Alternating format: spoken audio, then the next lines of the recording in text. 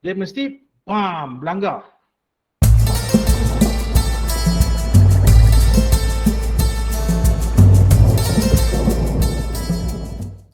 SN2. Right. Okay, pertama sekali, what is an SN2 reaction? Okay guys, remember this. SN2 reaction, dia berbeza dengan SN1.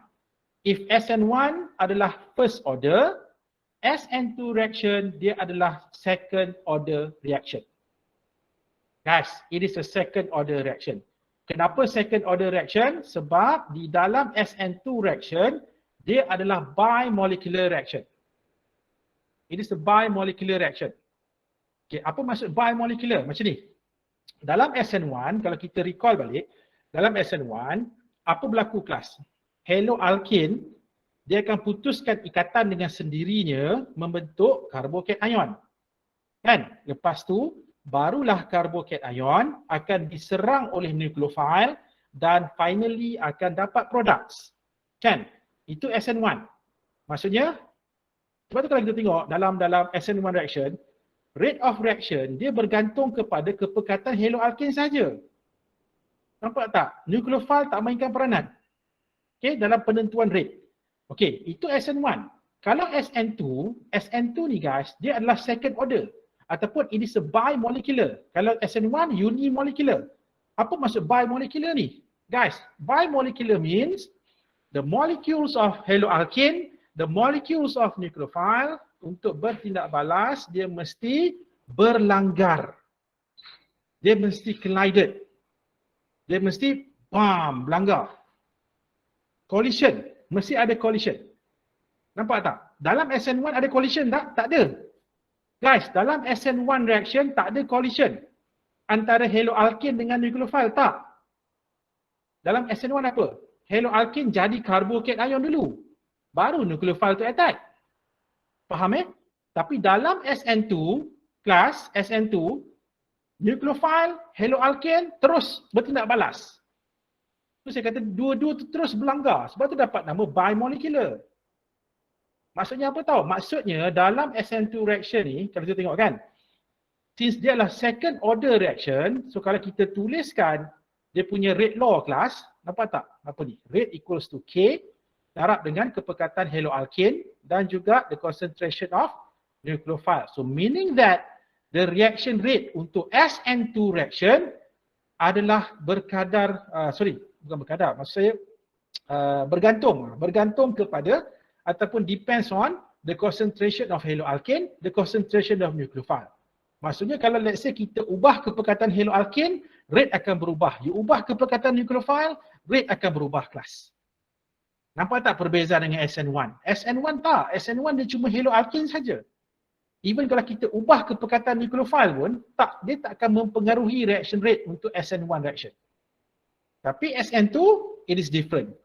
Dia bergantung kepada both species.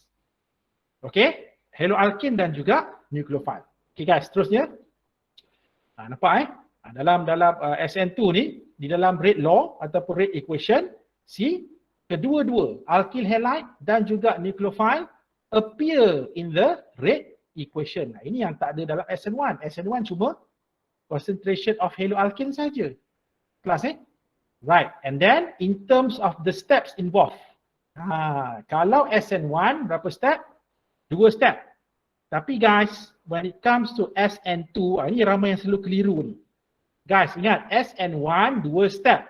Tapi SN2 one step mechanism. Ini antara mekanisme yang paling pendek ni lah. Kan one step je. Guys, it is a one step mechanism. Ataupun dia one shot saja. Dia bukanlah melibatkan several steps. No, it is a one step mechanism. Okay? Itu perbezaan dia antara SN1 dengan SN2. Okay, sebagai contoh, let's consider this reaction here. Okay guys, ni nampak tak? Kita ada apa kat sini? Kita ada chloromethane. Kan, chloromethane. Kita tindak balaskan dengan suatu nucleophile. So in this case, the nucleophile adalah hydroxide. Okay, ingat lagi tak apa jadi apabila haloalkane bertindak balas dengan hydroxide? So kita akan dapat alkohol kelas. Okay, di mana chloro itu akan digantikan dengan hydroxide. So kita akan dapat daripada chloromethane, we are going to get methanol. Kita akan dapat methanol dan juga chloride ion. Okay, guys, nampak tak? Kita ada apa sekarang ni? Kita ada chloromethane. Kan, chloromethane apabila berlaku reaction like this, so dia tak akan ikut SN1. Dia akan buat SN2 reaction. SN2. Jadi kalau SN2 maksud dia apa? Maksud dia untuk nak dapat methanol dan chloride ni, guys, chloromethane dan juga hydroxide, both of these molecules mesti berlanggar, mesti collided. The two molecules must collided, mesti berlanggar. Dia tak macam SN1. SN1 haloalkane tunggu dulu. Okay, nukleofil dia tunggu dulu. Nukleofil tunggu apa? Nukleofil tu tunggu haloalkane tu dah putus, baru nukleofil tu attack. Itu SN1 punya cerita kelas. Tapi kalau SN2, nukleofil dah tak ada tunggu-tunggu lagi. Dia terus attack haloalkane. Dia terus langgar haloalkane. Okay? Sebab tu itu beza di kelas. Beza di antara SN1 dengan SN2. So that's why untuk SN2 reaction, inilah dia punya rate law kelas. Di mana kalau kita tengok kan, kepekatan haloalkane dan juga kepekatan hydroxide mempengaruhi rate. Mempengaruhi kadar tindak balas. Jadi kalau kita tengok overall order, so overall order adalah second order class. Okey, nampak Itu perbezaan di antara SN1 dengan SN2. Okay, so now let's move on to the mechanism. Class. You all should be relieved lah sekarang ni. Sebab apa? Sebab inilah mekanisme yang terakhir. Lepas ni dah tak ada lagi dalam chapter yang seterusnya dah tak ada lagi mekanisme. So inilah yang the last mechanism. Nampak tak kelas? Sedar tak sedar dah 10 mekanisme you all belajar ada sedar tak sedar je kan. Okay, so now let's look at SN2 mechanism. Right. So saya dah bagi tahu tadi kan, SN2 mechanism, it is a one step mechanism. Okay, satu step je. Bukan dua step, satu step, one step mechanism. Okay, and then apa yang membezakan SN1 dengan SN2 ni, guys, SN1 bond breaking first, followed by bond making. Kan, bond breaking dulu, lepas tu dah dapat karbohidrat ion, barulah nukleofil membentuk ikatan kan dengan karbohidrat ion. That was in SN1. Dalam SN2, apa yang berlaku kelas? Bond breaking dan bond making occur at the same time. Okay, kenapa? Dia macam ni lah. Kan saya dah cakap tadi kan, dalam SN2 ni, apa berlaku? Haloalkane dan juga nukleofil akan berlanggar. Dia akan berlanggar guys. Bila berlanggar, apa jadi? Bila berlanggar tu, apa yang berlaku adalah ikatan mula terbentuk. Dan dalam masa yang sama, ada juga ikatan yang mula putus. Nampak tak kelas? Tu dikatakan dalam SN2 ni, bond breaking and bond making, both of these occur simultaneously, serentak at the same time. Okay? Apa nanti saya akan detailkan dengan lebih detail. Okay, dan satu lagi guys, you all perlu tahu. Okay, tadi saya dah cakap kan, dalam SN2 ni, nukleofil akan langgar. Okay, ataupun dia akan attack haloalkane kan. Dia akan attack haloalkane. Tapi guys, you kena ingat, dia punya serangan itu adalah from back side. Okay, back side attack. Dia akan serang daripada belakang. Okay, bukan backstabbing. Itu tikam dari belakang, lain maksud dia. Backside attack, dia akan serang from behind. Okay, nanti saya akan ceritakan kenapa mesti backside attack. Okay, tapi after this jangan risau. Sekejap lagi saya akan cerita. Okay, and then apa lagi guys yang membezakan dengan SN1? Dalam SN1, kita dapat karbohidrat ion kan? Reaction tu akan menghasilkan karbohidrat ion sebagai intermediate species. Tetapi untuk SN2 mechanism, kita tak ada intermediate species. Tapi kita akan dapat temporary species yang dikenali sebagai transition state. Okay, maksudnya sebelum dapat produk, dia akan hasilkan ini dulu sekejap. Lepas tu terus dia akan hasilkan produk. And this species inilah dia yang disebut sebagai transition state. Kejap lagi saya akan tunjukkan apa itu transition state. Okay, semua dah ready Kita tengok macam mana yang dikatakan mekanisme untuk SN2. Right. Jadi di sini saya nak gunakan satu contoh lah. let's consider this reaction here guys. Sekali lagi saya menggunakan chloromethane. Okay, chloromethane. Kelas nampak tak? Kenapa chloromethane dia tak buat SN1? Ni, cuba tengok chloromethane. Kenapa chloromethane tak buat SN1 kelas? Kita dah bincang sebelum ni. SN1 ni, which haloalkane yang akan prefer buat SN1? Yang paling suka buat SN1. Which class of haloalkane?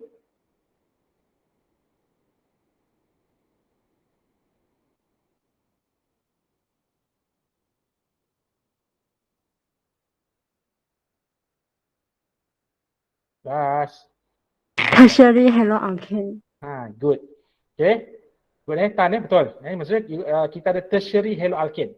Why? Because tertiary haloalkane dia akan produce apa Tan?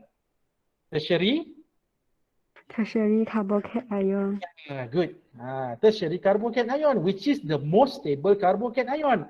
So that's why tertiary haloalkane dia akan always prefer buat SN1. Dia tak akan buat SN2. Tetapi chloromethane, guys, chloromethane. Okay, saya nak tanya, chloromethane ni dia adalah haloalkane kelas apa? Siapa boleh beritahu saya? Chloromethane dia adalah haloalkane kelas apa? Ada kelas tak? Ni, kalau kita lukiskan chloromethane kan? Can we classify this chloromethane sebagai kelas apa? Okay, kita tahu kalau ada satu alkyl, itu primary haloalkane. Kalau ada dua alkyl, secondary. Tiga alkyl, tertiary. Tapi chloromethane ini guys, langsung tak ada alkyl. So, dia tak boleh kita kelaskan. Dia tak ada kelas. Chloromethane, bromomethane, chloromethane, fluoromethane, iodomethane. So, these are haloalkanes yang tidak boleh kita kelaskan. Kenapa? Sebab dia tak ada alkyl group. Nampak tak? Sebab itulah guys, this secara umum kita sebut sebagai methyl halide. Sebagai methyl halide. So methyl halide dia yang paling tak suka buat SN1 class. Kenapa? Sebab kalau dia buat SN1 reaction, guys tengok dia akan dapat apa? Dia akan dapat methyl carbocation ion. Ini adalah carbocation ion yang paling tak stable. Yang paling tak stable. Guys, sebab tu dia tak prefer buat SN1. So, bila dia tak prefer buat SN1, tak apa. Sebab dia ada choice yang kedua. Dia ada pilihan kedua di mana instead of dia susah payah buat SN1, why not dia buat SN2? Nampak tak kelas? Itu dikatakan SN1, SN2 ni merupakan laluan. Pilihan laluan. At the end of the day, still sampai destination yang sama, tetapi cara untuk sampai destinasi itu yang berbeza. Itu dikatakan SN1, SN2 ni kelas. Dia bukan reaction berbeza tak? Jangan salah faham. Reaction yang sama, cuma cara reaction itu berlaku berbeza.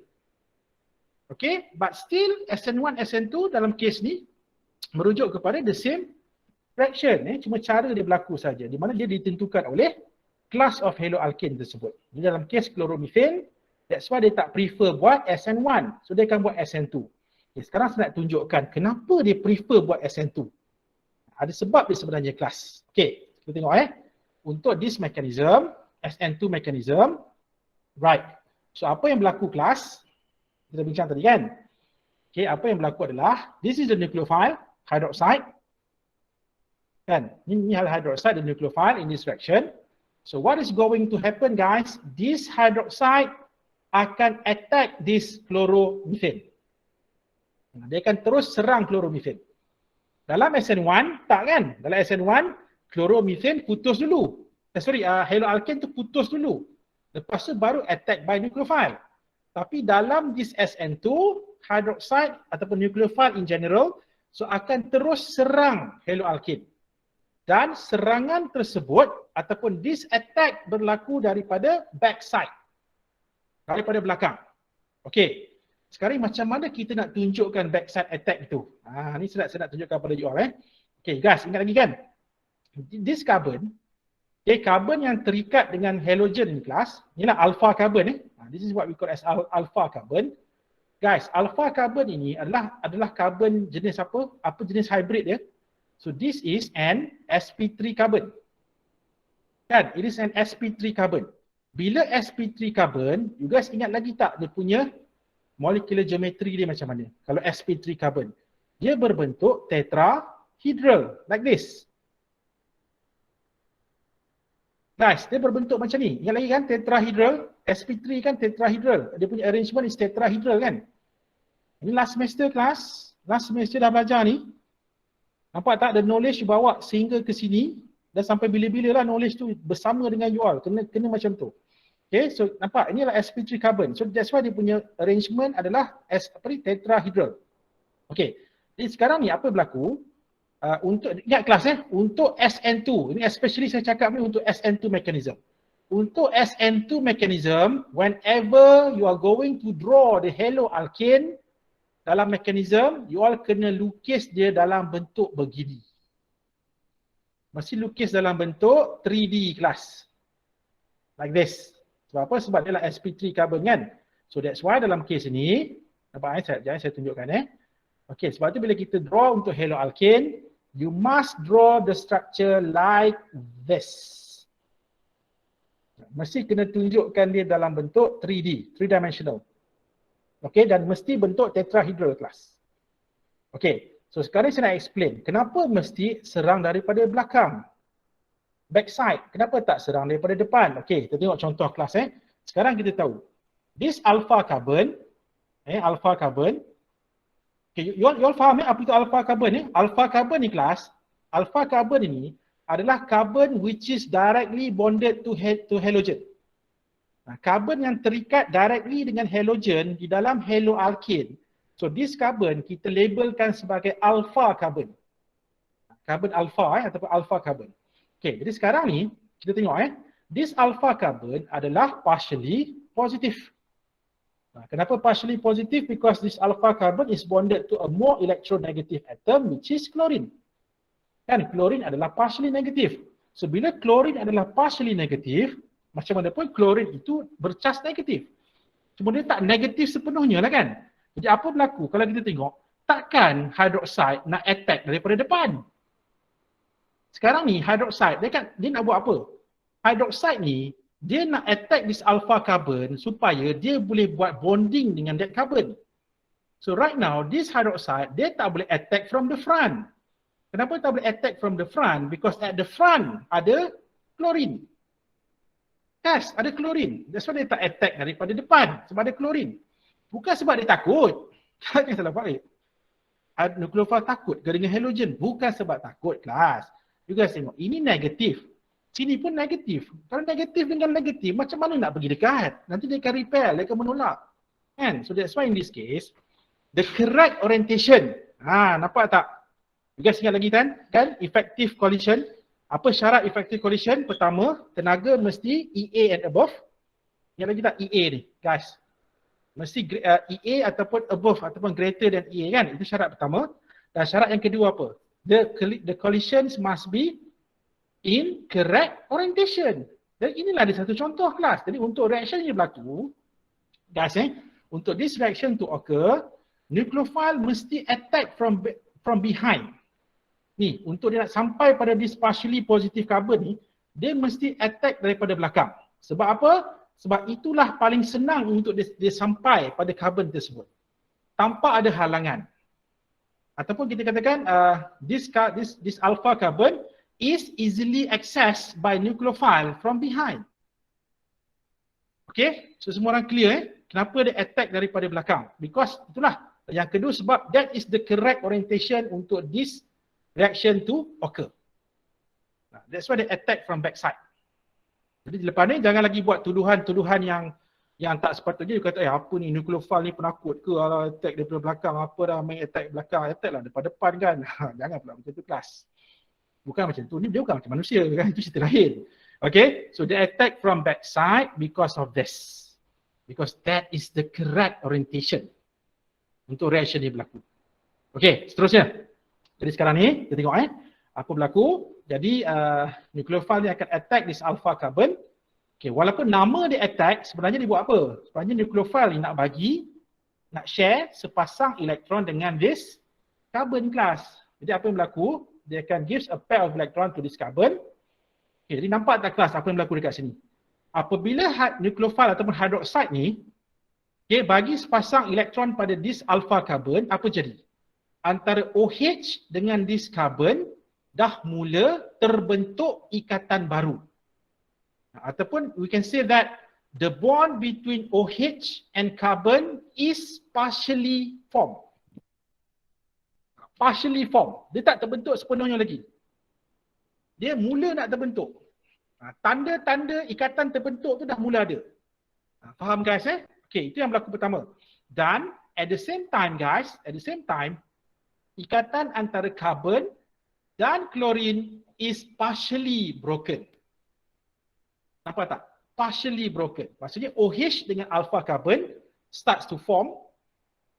Alpha carbon dengan chlorine starts to break. Dan kedua-dua ni guys, bond making dan bond breaking berlaku simultaneously. Itu dikatakan serentak. Nampak tak? Dia tak sama dengan SN1. SN1, haloalkane putus dulu. Dah putus, baru nucleophile tu attack. Tapi dalam kes SN2, no. Dua-dua tu berlaku serentak. Guys, dan since OH dengan alpha carbon mula terbentuk, halogen dengan alpha carbon mula putus, apa yang berlaku adalah seterusnya kelas kita tak dapat produk dulu tau. Asalnya, kita akan dapat satu spesies yang dikenali sebagai, inilah dia kelas. Yang dikenali sebagai transition state. Kita akan dapat transition state dulu. Tak terus dapat produk dulu kelas. Kita akan dapat transition state dulu. Okey, sedikit tentang transition state ni yang saya nak you all jelas kat sini.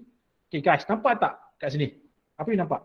Ada dua dotted lines. Satu dotted line sebelah kiri, satu dotted line sebelah kanan. Okey, apa maksud dotted line ni? Jadi macam ni. Kan tadi OH ni datang daripada mana? Datang daripada nucleophile. So bila OH ni dah attack this alpha carbon, nampak tak guys? Apa berlaku dekat sini? Antara C dengan OH ni, ikatan dah mula terbentuk. Mula terbentuk ataupun partially formed. It's not fully formed yet. Tak terbentuk sepenuhnya lagi. Tetapi dah mula ada. Meaning that the bond is there. Cuma tak berapa ni sangatlah. Tapi the bond is there. It's already there. Okay. And then dalam masa yang sama guys, apa berlaku? Ikatan antara klorin dengan karbon ni, alpha carbon, dah mula terputus. Mula nak putus. Ini pun sama tak, it's not fully broken, it is partially broken. So maksud dia apa kelas? Maksud dia, kedua-dua ni, sini dah mula ada ikatan, sebelah kanan ini masih ada ikatan. Faham Boleh faham Sini dah mula ada ikatan, dekat sini pun masih lagi ada ikatan. Di sini belum putus sepenuhnya, ini belum terbentuk sepenuhnya.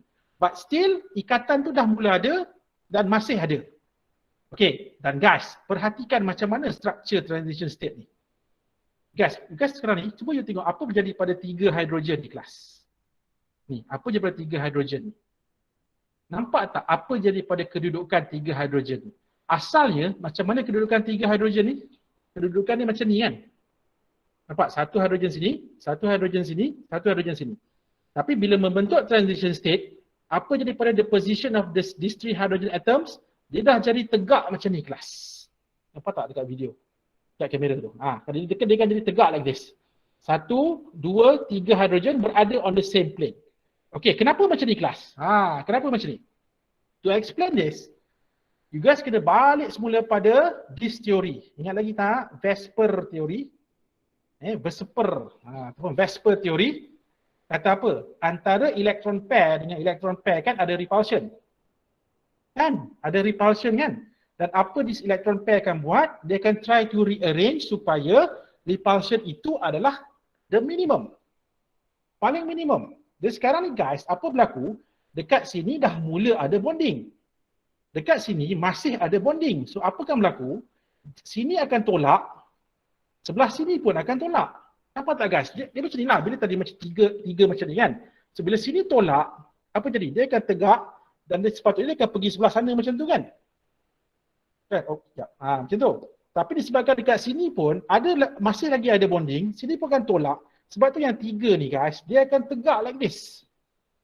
Sebab tu dia akan tegak. Maksud ketiga-tiga ni, ketiga-tiga hydrogen atom ini akan berada on the same plane. Sebab sebelah sini tolak, sebelah sini pun tolak kelas. Faham Sebab tu apa akan berlaku? Bila dia membentuk transition state, the structure is like this.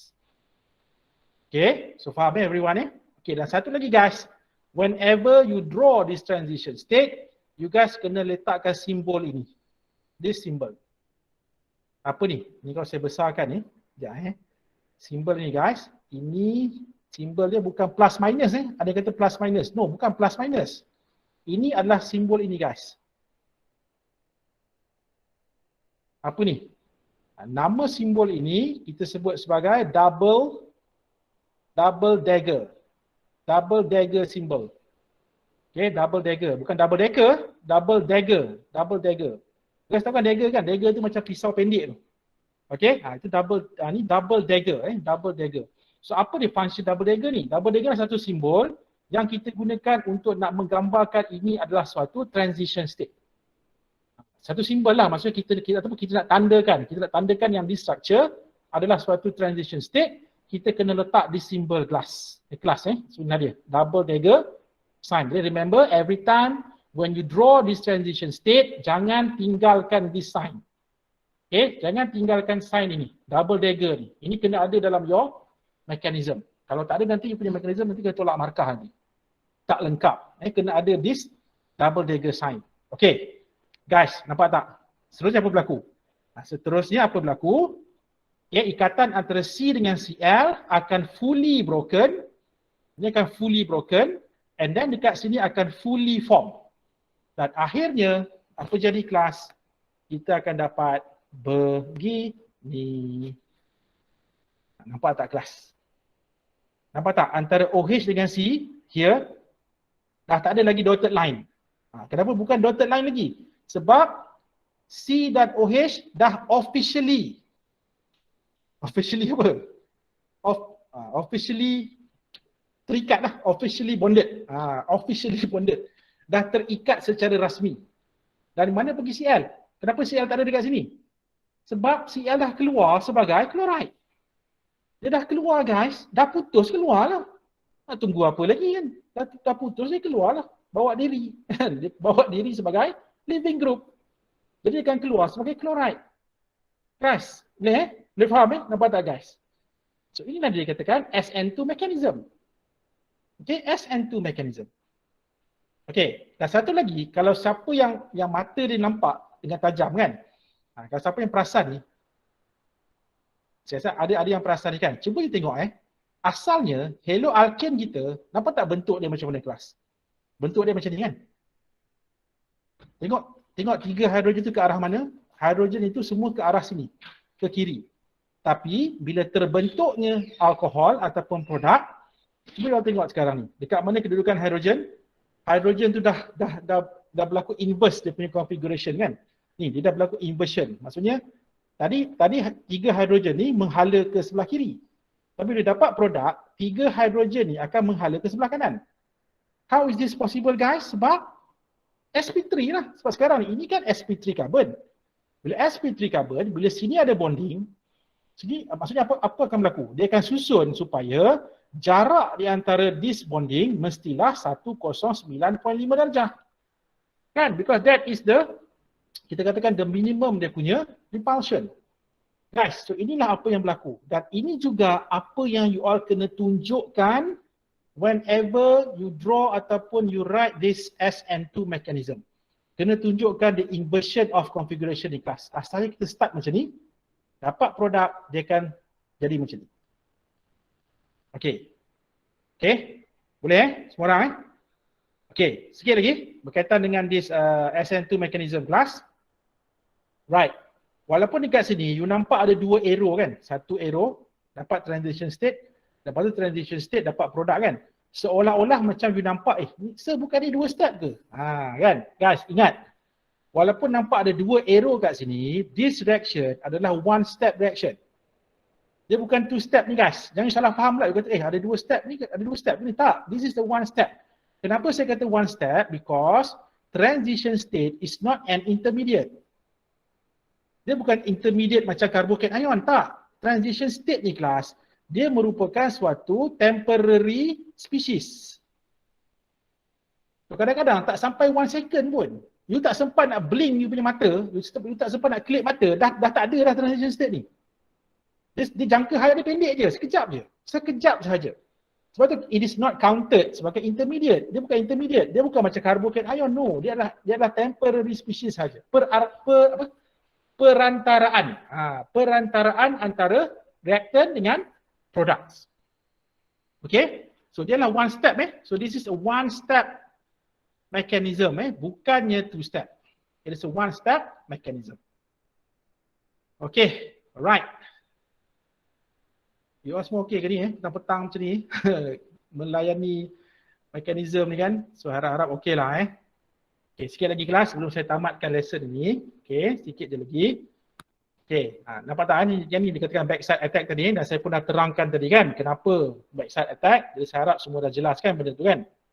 Okay, seterusnya kelas. Ini tak ada apa, ini just saya bagi sedikit information lah tentang apa itu transition state. Tak apa kelas, ini nanti saya akan share this notes dengan you all. Okay, ini tak ada apa. So ini pun tak ada apa, sebenarnya just nak tunjukkan di dalam transition state nampak tak kelas apa yang berlaku. So dotted line tu represent apa? Contohnya antara C dengan O tu menunjukkan bahawa ikatan antara C dengan OH ataupun alpha carbon ni. So this is the alpha carbon. Nampak mula terbentuk ataupun is partially formed, and then at the same time ikatan antara carbon and chlorine is partially broken. So ini apa yang berlaku dalam transition state. Okay, so exercise 1 ni ni you all boleh cuba lah you all boleh cuba buat ni. So exercise 1 dia minta apa? Dia minta draw the structure of the transition state in each of the following SN2 reaction. Okay, sekali lagi lah kelas saya dah beritahu kan. Untuk kita nak menulis SN2 reaction ini, okay, kita kena lukis haloalkane ni dalam bentuk 3D. Jadi macam mana kita akan lukis? Inilah dalam kes ni kan, for example, kita ada, you guys kena draw dia macam ni lah. Okay. So kita ada, this is the alpha carbon, terikat dengan chlorine. Di sini dia ada apa? So ni alpha carbon kan? This is the alpha carbon. So sini terikat dengan 2H. And then sebelah atas ni ada CH2, CH3. Okay, di dalam reaction ni apa dia punya nucleophile? The nucleophile is hydroxide kan? Hydroxide. So apa akan berlaku dalam this reaction? So this hydroxide akan attack this alpha carbon from backside. So dia attack alpha carbon from backside, apa jadi kelas? Adakah akan terus dapat produk? No kan? Dia akan dapat apa dulu? Dia akan hasilkan this. Ini dulu. Dia akan hasilkan ni dulu. Kita akan dapat transition state dulu kelas. Inilah dia. Kan dah dapat transition state. Selepas dah dapat transition state, barulah apa akan berlaku? Ikatan antara OH dengan C ni, ini akan mula terbentuk. So C dengan Cl ni akan mula putus. Okay, dah putus sepenuhnya. And then apa berlaku? Akan berlakulah inversion of configuration. Nampak tak? Dia punya kedudukan ataupun structure alkohol ni. See? Kita kena lukis macam ni kelas. Jadi kita akan ada CH2. CH2 nampak tak? Finally kita akan dapat di alkohol. And apakah kita punya side product? So side product kita adalah chloride lah. Ni, Cl ni. Yang akan keluar sebagai chloride guys. Okay? Alright. Walaupun tidak soalan ini dia cuma minta you all lukis activated complex saja ataupun transition state. Tapi I think why not? Kan why not kita buat the whole mechanism sebagai latihan kan? Okey kelas Jadi inilah dia. Satu contoh soalan dan you guys boleh buatlah Saya dah share soalan ni dengan you all sebelum ni kan. Okey, you all boleh cuba buat untuk soalan yang seterusnya lah. Okey, last sekali. Okey. Kita tengok sedikit ini apa ni? Oh ya, ini tadi benda yang samalah yang kita bincang tadi kan. Bila berlakunya SN2 reaction ni, kan apa yang berlaku adalah kita punya produk tu dia akan berlaku inversion of configuration. Contohnya kan macam ni. Hydroxide kan apabila dia bertindak balas dengan haloalkane, you guys perhatikan macam mana struktur haloalkane tu. Tapi selepas dapat produk, apa jadi? Nampak tak? Berlakunya inversion of configuration. Dekat mana? Dekat chiral carbon ataupun dekat alpha carbon itu. kan berlakunya inverse. Dia berlaku perubahan kepada dia punya configuration ni kan. Okay, kalau you nak bayangkan benda ni, kita bayangkan macam apa tau? Kita boleh bayangkan dia macam ni. Payung guys. Itu payung, umbrella. Okay, payung. Let's say payung ni kena tiup angin daripada dalam. Apa jadi kelas? Payung tu akan jadi begini, kan? So kita bayangkan macam itulah. Kita bayangkan inversion of configuration ni macam apa tau? Dia macam an umbrella caught by the wind. Inside out. Maksudnya payung tu dah ni lah macam apa jadi dekat budak ni kan. Sian budak ni. Dia tengah hujan lebat budak tu. Okey, nampak apa jadi pada payung dia. Kan asalnya macam ni tapi bila berlaku inversion, see? Jadi ingatlah untuk SN2 ni, ingat payung ni guys. Ingat cara you lukis, ingat payung tu. Okay, alright. And then seterusnya, last ni sebelum kita stop, let's look at satu contoh mekanism kat sini. Okay, propose a mechanism to account for the following SN2 reaction. Okay, class. So kita dapat kat sini, kita ada suatu haloalkane. Ini adalah primary primary haloalkane. Apa ni? Kita ada 1, 2, 3, 4, 5. So kita ada 1 bromo pentane. Okay, so 1 bromo pentane. Kita tindak balaskan dengan sodium cyanide. Remember, cyanide ini adalah apa? So this is the nucleophile. In this reaction, nampak tak? Cyanide ini akan gantikan tempat bromin. So kita akan dapat suatu nitrile. Guys, satu nitrile. Okay, dan soalannya adalah macam mana kita nak tunjukkan the mechanism for this SN2 reaction. Okay, macam biasalah. Apa kita akan buat? Pertama sekali kita lukiskan haloalkane dalam bentuk 3D like this. Okay, and then apa berlaku guys? Backside attack. Kan, serangan dari belakang. Oleh apa? Nucleophile. Dan nucleophile kita apa? Nucleophile kita adalah cyanide. Okay, CN minus ni. So ini yang akan attack this. Okay, alpha carbon ni. Remember, this is the alpha carbon. Okay, alpha carbon ini. Dia akan diserang oleh this nucleophile from backside. And then selepas nucleophile cyanide ni attack this carbon, apa jadi kelas? Dia akan form apa dulu? Dia akan form this transition state first. Dia akan form transition state dulu. Okay, nampak tak? The bond between C dengan Cn mula terbentuk ataupun is partially formed. The bond between bromine and carbon is partially broken. Mula putus. Okay, so nampak ini dah dia transition state. Lepas tu apa berlaku kelas? Barulah bromine itu akan putus completely. So bila bromine itu putus completely ataupun completely broken from transition state, dia akan move to penghasilan final product. Okay, di mana kita akan dapat nitrile. Tapi keep in mind guys, apa yang berlaku dekat sini? Apa yang berlaku dekat sini? Berlakunya inversion of configuration. Jangan lupa jadi bila you lukis pun mesti kena tunjukkan mesti kena nampak tu. Jadi katakan berlakunya inversion of configuration. Kes payung tadi guys. Ingat kes payung tadi Okey, dan bromine bila keluar, so dia akan keluar sebagai bromide. Guys, jadi inilah dia yang dikatakan SN2 mechanism. Ini satu contoh SN2 mechanism guys. Okey, last kali yang terakhir guys, sebelum saya tamatkan lesson ni kita tengok satu senario dulu. Okey, saya tahu ramai di kalangan you Allah pernah mengalami ini kan. Pernah stuck di dalam traffic jam. Saya tahu sebagian dari you pun dah ada driving license kan. Okey, so sebenarnya kalau main duduk dekat bandar ke kan, mesti pernah melalui this pengalaman lah kan, terperangkap dalam traffic jam. Cuma tak adalah massive traffic jam macam dalam gambar yang tunjukkan dekat ni. Ini kat Malaysia ini adalah satu negara lain lah. Okey, biasanya kalau kita stuck dalam traffic jam ni, dia lah bukan satu pengalaman yang menyeronokkan lah kan. Mesti kita rasa tak selesa, it's uncomfortable, tak selesa kan. Okay, jadi siapa suka kan siapa suka berada terperangkap dalam jam ni. Okey, kenapa saya tunjukkan gambar jam ni kan, ataupun traffic jam tadi? Reason ni kelas dia macam ni. Katakanlah you nak pergi satu tempat. Okay, katakanlah you nak pergi satu katakanlah you nak pergi satu shopping mall lah. Satu shopping mall. Dan nak pergi shopping mall ni dia ada dua laluan. Ada satu laluan di mana you terpaksa melalui satu traffic jam yang sangat masif. Kan? Of course, Suka tak? Tak suka. And always, dan of course, you akan try to avoid. Even kalau you guna Google Maps ke, you guna Waze ke, dia akan cuba calculate route di mana traffic itu tak sesak kan. So, siapa nak kan melalui traffic jam kan? Of course, you akan cari laluan di mana begini.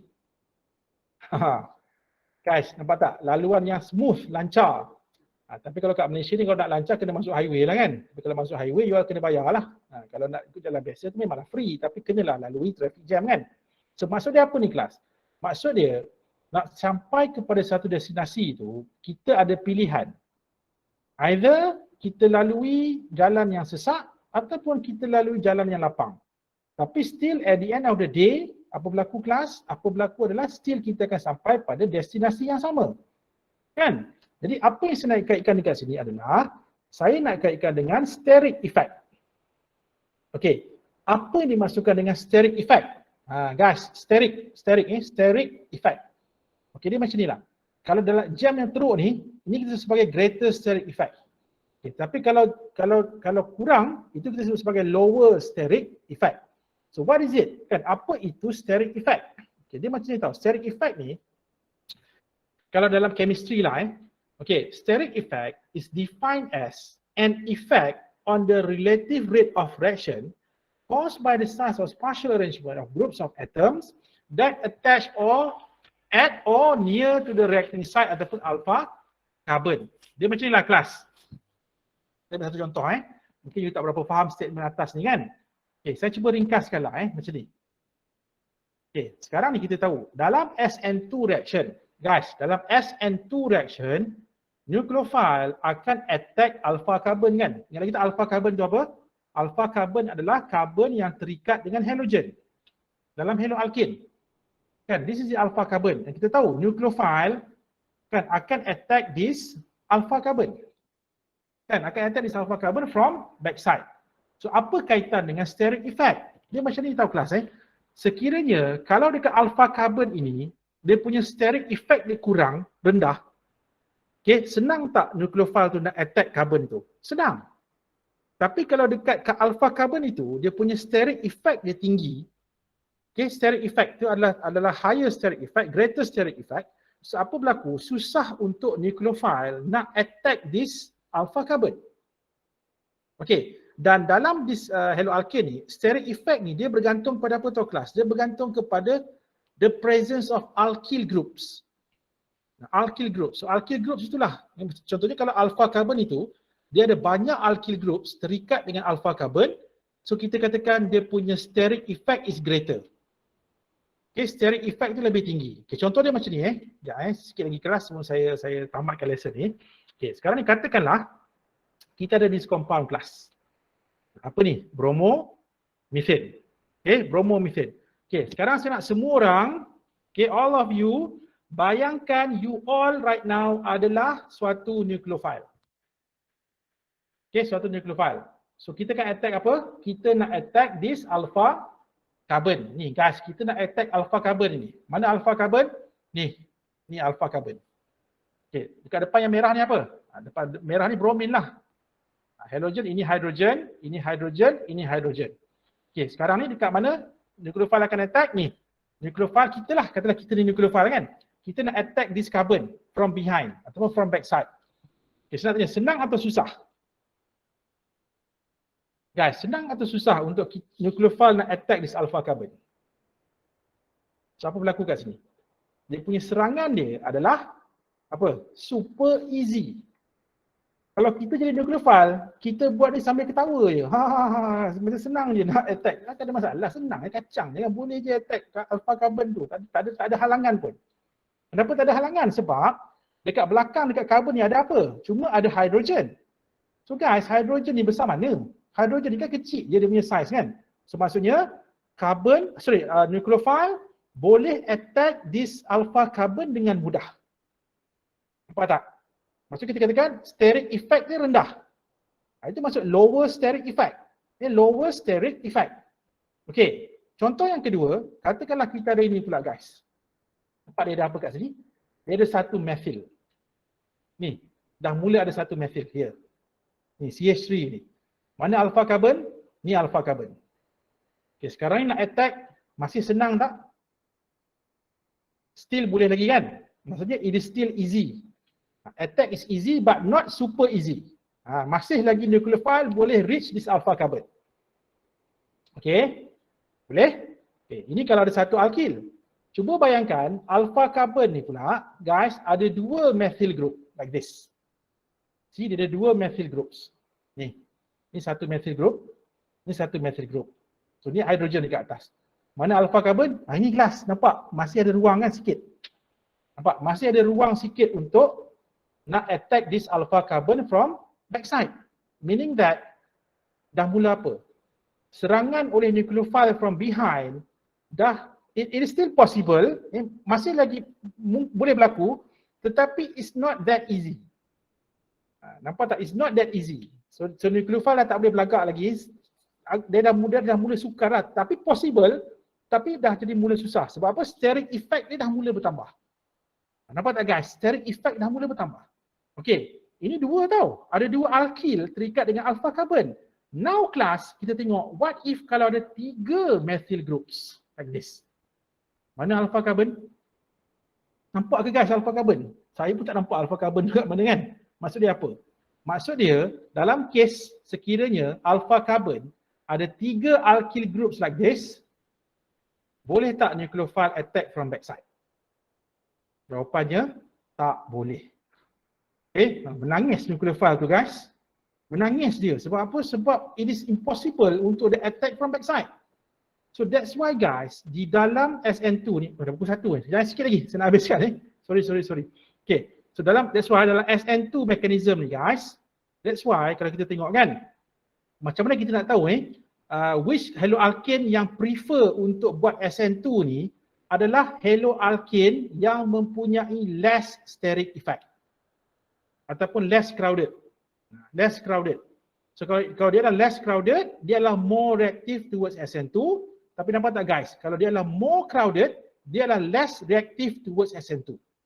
So that's why dalam case ini guys, kalau kita nak tahu kan, which class of haloalkane yang akan undergoes a faster SN2 reaction, kita tengok pada ini. Nampak tak? So apa akan berlaku kalau SN2, nampak tak kelas? Methyl halide, dia yang paling reaktif. Sebab apa? Sebab steric effect dia rendah, paling rendah. Tapi kalau tertiary haloalkane, kenapa dia tak prefer buat SN2? Sebab steric effect dia paling tinggi. Sebab tu dia tak prefer buat SN2. Sebab tu tertiary haloalkane dia lebih prefer buat apa? Tertiary haloalkane dia lebih prefer buat SN1. Dia tak prefer buat SN2. Tapi kalau methyl halide, dia lebih prefer buat SN2 dan dia tak prefer buat SN1. Sebab apa? Sebab kalau dia buat SN2, dia lebih cepat berbanding dengan kalau dia buat SN1. Nampak tak guys? Jadi sebagai penutup, ingat dalam SN2 ini, ingat SN2, ingat steric effect. Okay? Less steric effect, less crowded, more reactive towards SN2. Tapi kalau SN1, ingat SN1, ingat carbocation ion. The higher the class of haloalkane, the more stable the carbocation ion. Itu dia lebih prefer untuk buat SN1. Okay, kelas itu beza antara SN1 dengan SN2 reaction.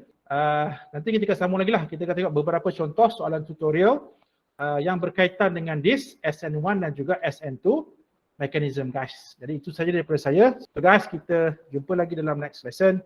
Assalamualaikum warahmatullahi wabarakatuh. Jumpa lagi semua. Have a nice day guys. Bye.